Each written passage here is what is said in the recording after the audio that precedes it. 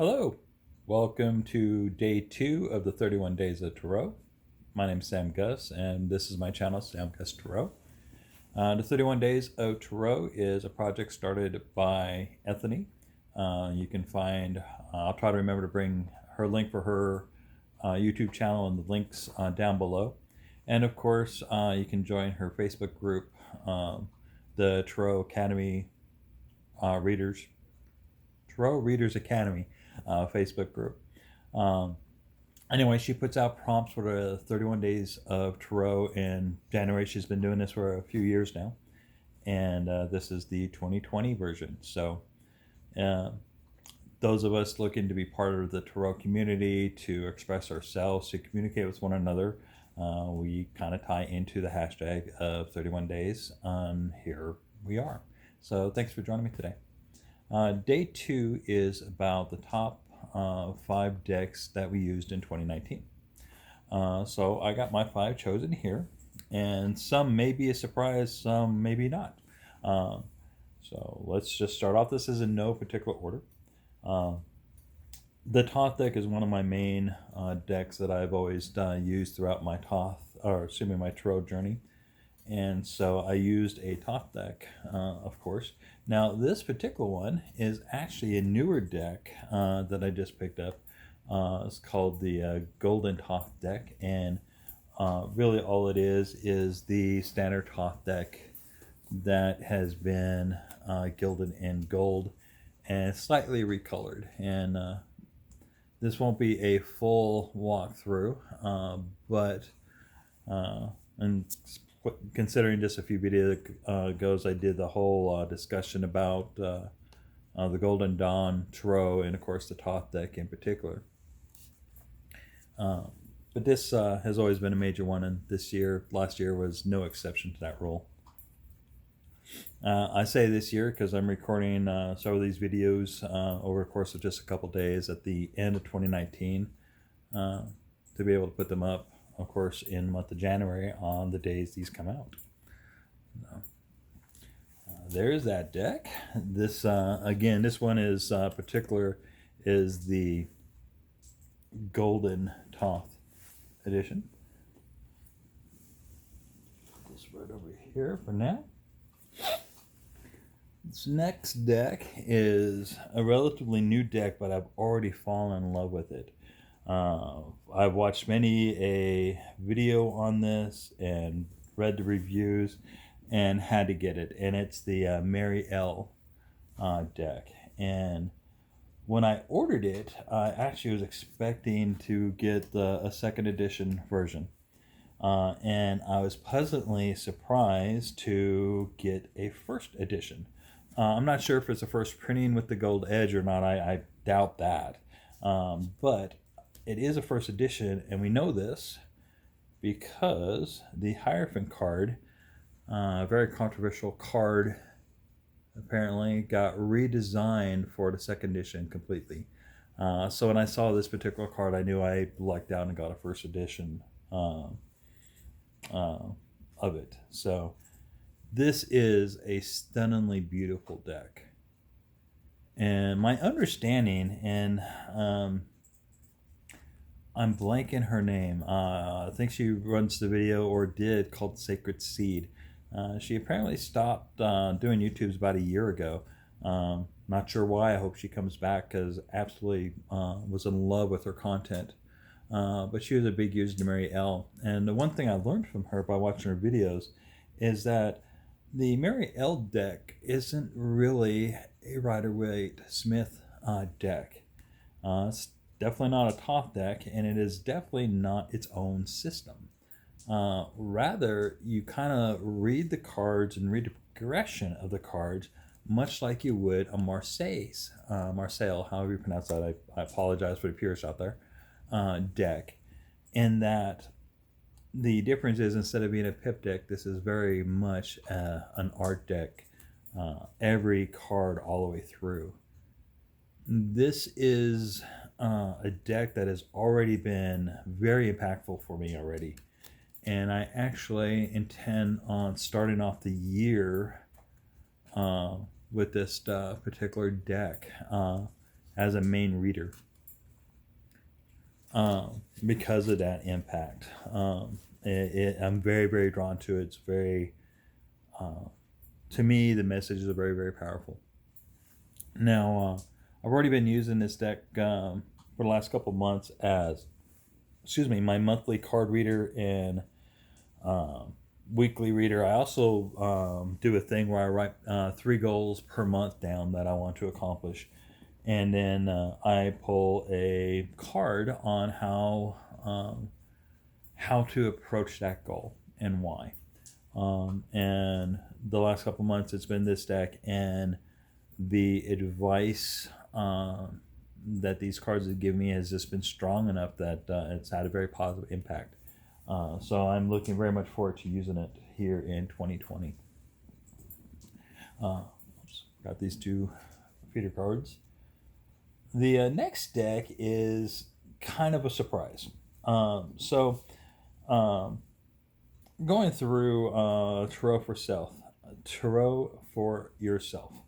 And it's the new edition, and I've gone through the book before, but it's a nice little workbook to go through a deck of cards.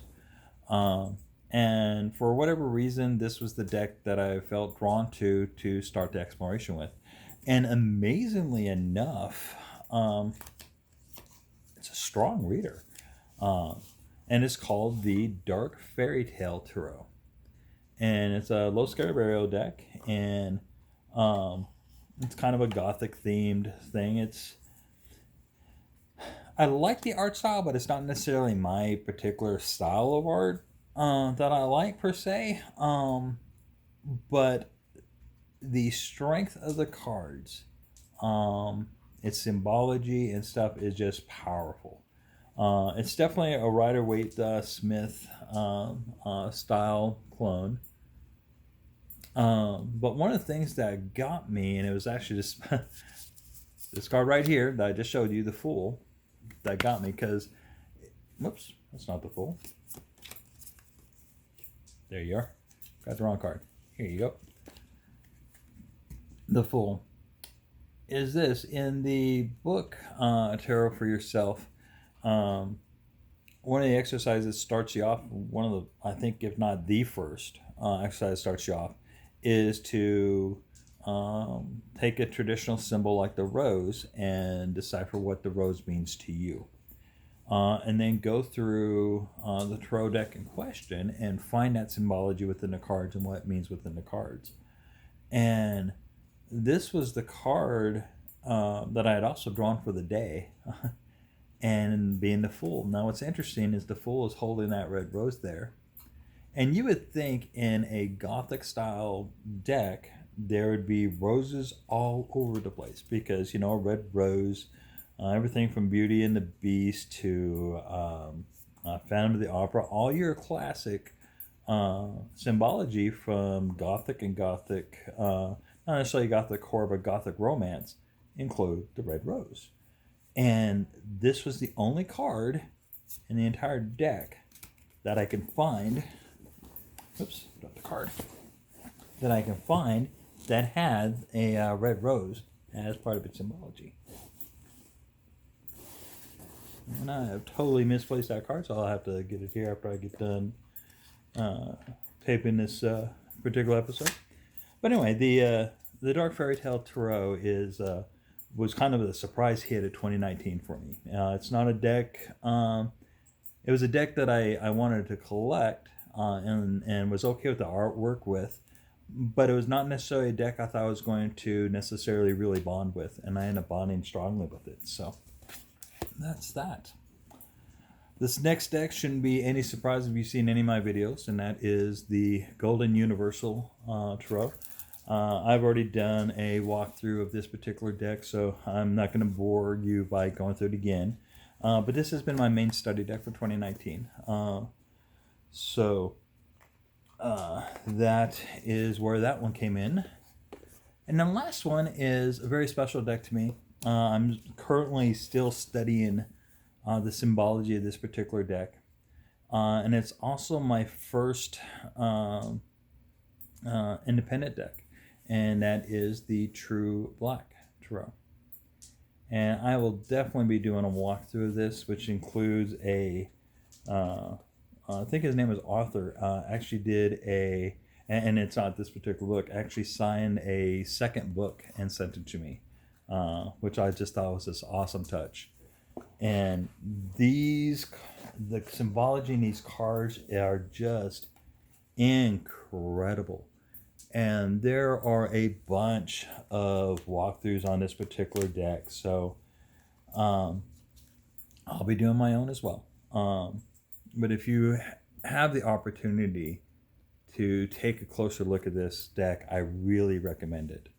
One of the things that I'm fascinated by this deck is that he pulls from psychology, religion, cultures, etc., into symbology. And part of that symbology is not necessarily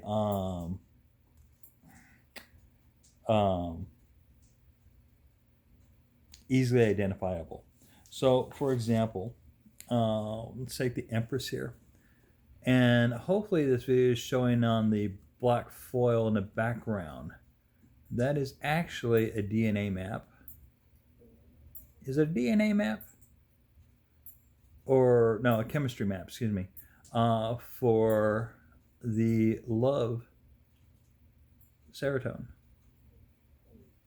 And I'm going to double check that one on things, but I think it's a serotonin that does the pleasure and all that. And that is for familiar, for family love. And that is the map of that particular compound. Another example would be